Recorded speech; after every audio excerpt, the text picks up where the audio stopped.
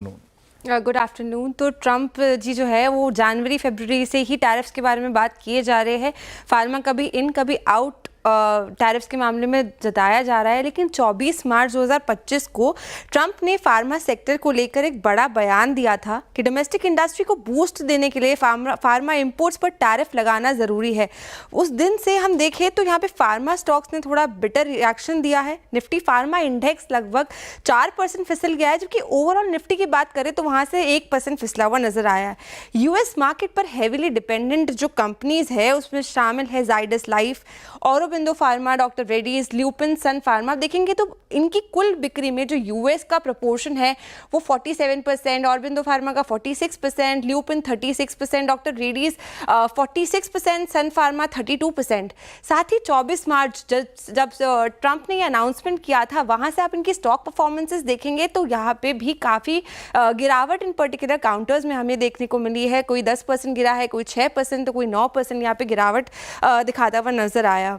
अगर US pharma imports पर tariff लगा देता है तो इम्पैक्ट काफ़ी लेयर्ड हो सकता है। जेनरिक दवाओं की प्राइसेस बढ़ सकती है, सप्लाई चेन में चैलेंजेस भी आ सकते हैं, और लो मार्जिन प्रोडक्ट्स जो है वहाँ पे रैशनलाइजेशन होना शुरू हो सकता है। साथ ही यूएस में जो जेनरिक ड्रग्स है उनकी शॉर्टेज भी बढ़ सकती है, जिसके कारण पेशेंट्स के लिए वहाँ पे प्रॉब्लम क्रिएट होती नजर आ सकती है। FY24 के डेटा की माने तो यूएस में जो इंपोर्ट होती है उनकी जेनरिक डिमांड का जो 40% इंडिया हिस्सा है वो इंडिया से जाता है, जिसका करीबन वैल्यू 800 करोड़ डॉलर्स के आसपास बताया गया है। तो जो इंडियन फार्मा प्लेयर्स है जैसे कि Zydus, doctor Reddy's, Aurobindo pharma, lupin और नेटको फार्मा, इनका 30 से 50% रेवेन्यू जो है वो यूएस मार्केट से कमाया जाता है। तो इसलिए जो ट्रंप की ये घुट्टी है ये कंपनीज के लिए कड़वी भी हो सकती है, लेकिन लॉन्ग टर्म पर्सपेक्टिव से देखें तो कुछ कंपनीज को यहाँ से फायदा भी मिलता हुआ नजर आ सकता है। तो समझूंगा उस बात को, केवल सर से बेहतर कौन। पर केवल सर, हमारी फार्मास्यूटिकल इंडस्ट्री के लिए यूएस के बाजार तो बहुत। Good afternoon and welcome on the show sir. हमारे लिए तो बहुत इंपॉर्टेंट है यूएस का बाजार। मोटा मोटी जैसे मिताली कह रही थी 40% के आसपास के रेवेन्यूज वहां से आते हैं। पहले तो ये आकलन सही है क्या? और दूसरा, हमारे लिए यूएस इंपॉर्टेंट है, पर क्या कितने यूएस के लिए हम इंपॉर्टेंट हैं? क्योंकि यूएस तो और भी बाजारों से सोर्सिंग करता होगा। हमारी अहमियत क्या है यूएस के बाजारों में? पहले बात है, मिताली ने जो कहा कि 40% of products which are sold in US ये इंडिया सप्लाई करता है। सही बात है, अराउंड $8 बिलियन, $9 बिलियन की एक्सपोजर है। आज क्या हो रहा है कि फार्मा में वैसे भी ट्रम्प को बड़ा मुश्किल होगा हाई टैरिफ ले करना। इसका कारण एक ये है कि 80% ऑफ जो फार्मास्यूटिकल प्रोडक्ट्स है वो उसके रॉ मटेरियल्स यूएस में बनते ही नहीं, वो सब इंपोर्टेड होते हैं। तो यूएस में मैन्युफैक्चरिंग बेस बड़ा पुअर है। यही इसीलिए बड़ी कंपनी जैसे कि फाइजर और लिली को ट्रंप ने कहा बड़े जोर से कि भैया आप अब यूएस में बनाना शुरू करो, और उन्होंने कमिटमेंट किया बनाना शुरू करेंगे। फॉर्चुनेटली इंडिया की कंपनी है जैसे कि जाइडस आपने कहा, रेड्डी कहा, लुपिन कहा, सन कहा, इनका तो बेस यूएस में है, ये मैन्युफैक्चर भी करते हैं यूएस में। दूसरी बात यह है कि यूएस में प्रोडक्ट्स की काफी शॉर्टेजेस जा रही है, और ये सप्लाई चेन कहाँ से आएगी? आपने तो चाइना में ड्यूटी बढ़ा दी, आप यूरोप भी सोच रहा है कि वो भी काउंटर ड्यूटी करे, तो ये सब प्रोडक्ट्स आने वाले हैं आपको इंडिया से। अगर इंडिया पे आप ज्यादा टैरिफ करो तो वो प्रोडक्ट जरा प्रॉफिटेबल होंगे नहीं, तो मुश्किल पड़ जाएगी। तो मेरा कहना यह है कि उसको भी जरा तंगी है ट्रम्प साहब को भी कि ज्यादा लेवी फार्मा पर कर नहीं सकते। मैक्सिमम मेरे हिसाब से वो लेवी कर सकते हैं 25%, और रेसिप्रोकल करें तो इंडिया के साथ वो 10% लेवी करेंगे। तो इसके बीच में इंडिया का जरा जो नेगोशिएशन होगा, हमारी गवर्नमेंट ने बहुत एक अच्छी बात की है कि वो कन्फ्रंटेशन नहीं कर रहे, उनसे वो झगड़ा नहीं कर रहे। वो कह रहे हैं कि भाई हमसे आप नेगोशिएट करो, हर चीज में हम आपसे टैरिफ में, जैसे आप कहते हैं कि काउंटर टैरिफ इक्वल होना चाहिए, हम करने के लिए तैयार है, हम बैठ के बात करें। तो इस हिसाब से अगर ये सक्सेसफुल हुए फार्मा में, अगर 10% लगे तो मेरे ख्याल से कि फाइजर फार्मा स्टॉक्स तो ऊपर जाने की बहुत अच्छी संभावना है। अच्छा, मुश्किल है उनके लिए। दवा तो उनको भी सस्ती चाहिए, लार्जली इंपोर्ट पे डिपेंडेंट वो पूरी की पूरी अर्थव्यवस्था। ये डावाडोल इसीलिए हो रहा है क्या? उस पहले जो पूरा डिस्काउंटेड रेसिप्रोकल टैरिफ लगाई थी, फार्मा एक्सक्लूड कर दिया, धमकी देते चले जा रहे हैं, पर फार्मा पे कुछ बोल नहीं पा रहे, कॉन्क्रीट कितना लगाना है। यही कंसर्न्स हैं, इसीलिए इस बात को पुश करा जा रहा है। ये भी टालने की कोशिश कर रहे हैं क्या? ऐसा हो रहा है क्या? ये अभी नेगोशिएशन कर रहे हैं, उनको खुद पता है कि फार्मा सप्लाई चेन बड़ा डिस्टर्ब हो जाएगा। और अगर सप्लाई चेन डिस्टर्ब हो गया तो अवेलेबिलिटी ऑफ प्रोडक्ट पेशेंट्स के लिए बड़ी मुश्किल हो जाएगी, गुड क्वालिटी प्रोडक्ट्स अवेलेबल नहीं होंगे।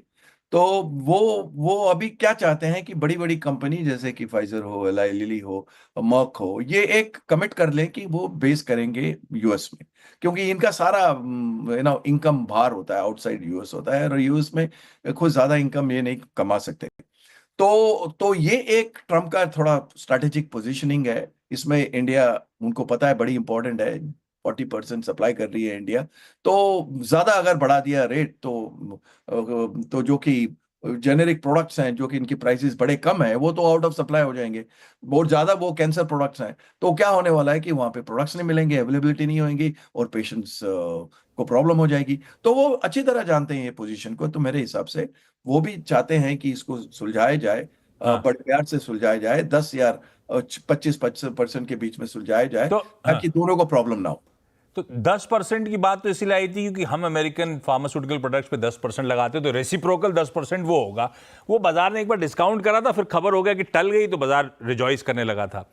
अच्छा, अगर मान लीजिए एक्सट्रीम जो भी है 26% का थ्रेशोल्ड है, वो 25-26% लगा दिया, ट्रम्प साहब को ऑब्जेक्टिव तो ये है कि हमारी फार्मास्यूटिकल कंपनीज वहां पे अपने बेसिस सेटअप करें। कईयों के तो हैं भी छोटे मोटे, लेकिन 25% अगर टैरिफ लग गया इंडियन फार्मास्यूटिकल पे, तो वो इंड्यूस करेगा हमें वहां मैन्युफैक्चर करने के लिए, या हम यहीं से फिर भी बेच रहे होंगे और महंगी बेच रहे होंगे, उनको वो भी एक्सेप्ट करना पड़ेगा? होगा क्या फिर ये सिनेरियो प्ले आउट कैसा होगा? वेरी गुड, बहुत अच्छा सवाल पूछा आपने। उसमें ऐसा है कि कुछ कंपनियां, जैसे मैंने कहा कि डॉक्टर रेड्डी हुई, सन फार्मा हुआ, जाइडस हुआ, लुपिन हुआ, इनकी तो बेस ऑलरेडी है यूएस में, वो मैन्युफैक्चरिंग भी करते हैं यूएस में।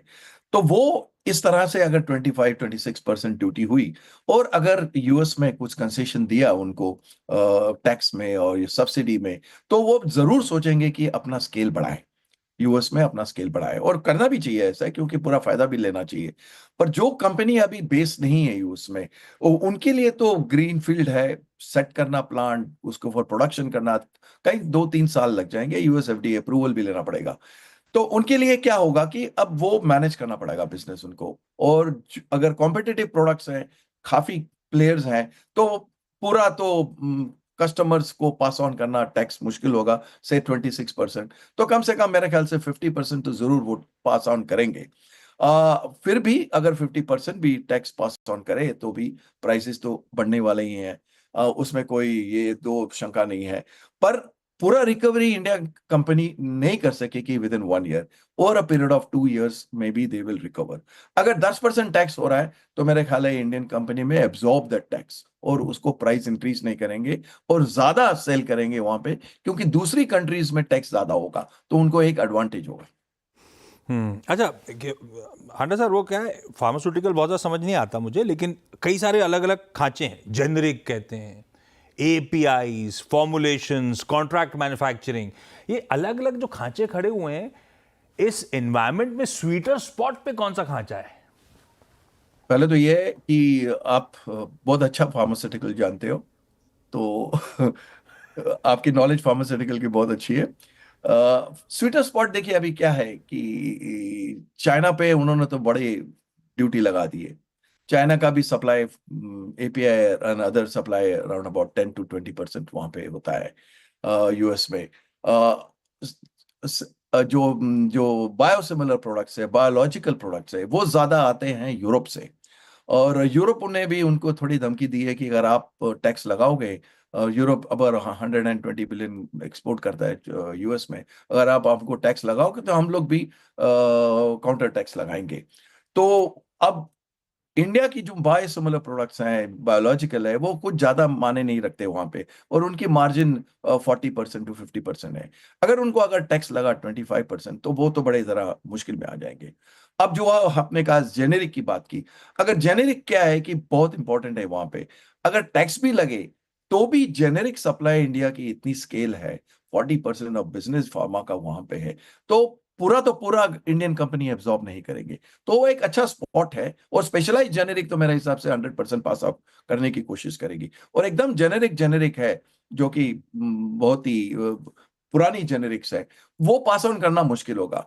और एकदम जो लो जेनेरिक प्राइसेस चल रहे हैं, कि कहीं तो कहीं $1 के नीचे जो चल रहा है, वो तो बेचारी कंपनियों का पास ऑन करना बड़ा मुश्किल होगा और वहां पे अवेलेबिलिटी का प्रॉब्लम हो सकता है। तो वो कंसेशन शायद देंगे कि इतने थोड़े लिमिट के प्रोडक्ट्स जो हो वो टैक्स फ्री आ जाए या 10% पे आए। मेरे हिसाब से इस तरह की नेगोशिएशन भी करने के लिए यूएस और इंडिया तैयार है। धर्मेश, फंडामेंटली आपको अब इस डिस्कशन सुनने के बाद कौन सी फार्मास्यूटिकल स्टॉक ज्यादा अट्रैक्टिव लगते हैं सोच के रखिएगा। लेकिन हांडा सर, आपके पुराने पड़ोसी बैंड स्टैंड की सीकिंग बिल्डिंग के प्रकाश गाबा सर आपको हाय बोलना चाहते हैं। गाबा जी, नमस्कार। हाय, कैसे हो? मैं ठीक हूँ। हाउ आर यू केवल? गुड। बस absolutely fine, thank you very much. Seen you after long time. काफी Yes. समय हो ये बहुत काफी समय हो गया। गया।